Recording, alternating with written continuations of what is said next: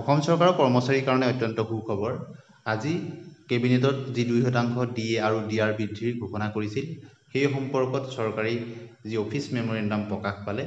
আপোনালোকে দেখিছে government of Assam finance department office memorandum আজি 4 এপ্ৰিল 2025 তাৰিখত প্ৰকাশ পাইছে। আৰু ছাবজেক্টটো আপোনালোকে দেখিছে payment of dearness allowance dearness relief to the serving state government employees state government pensioners family pensioners এনেকৈ আপোনালোকে দেখিছে।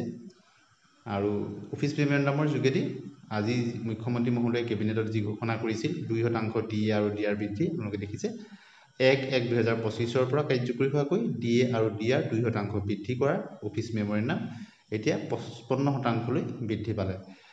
ঘোষণাৰ পিছতেই আপোনালোকে দেখিছে আৰু কেতিয়াকৈ আপোনালোকে পাব সেই সম্পৰ্কেও ইয়াত উল্লেখ আছে।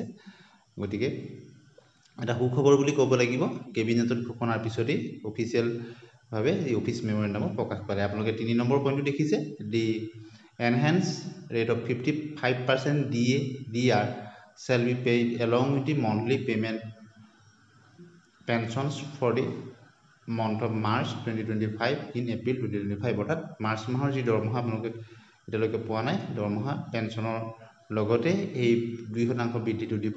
আৰু পৰৱৰ্তী যি এৰিয়াৰ থাকিব জানুৱাৰী আৰু ফেব্ৰুৱাৰী সেই সম্পৰ্কত লিখিছে যে ডিএ ডিআৰ এৰিয়াৰ with effect from 1/1/2025 to 28/2/2025 shall be paid in 2 equal installment। দুটা ইকুৱেল ইনষ্টলমেণ্টত পাব বা জানুৱাৰী আৰু ফেব্ৰুৱাৰী বাকী থকা এৰিয়াৰখিনি। First installment in the month of May, প্ৰথমটো ইনষ্টলমেণ্ট মে 2025 পাব আৰু second installment in the month of June 2025 জুন মাহত দৰমহাৰ লগত পাব। গতিকে অৱশেষত অত্যন্ত সুখবৰ আহিল। ভিডিঅ'টি শেষলৈকে চোৱাৰ কাৰণে ধন্যবাদ।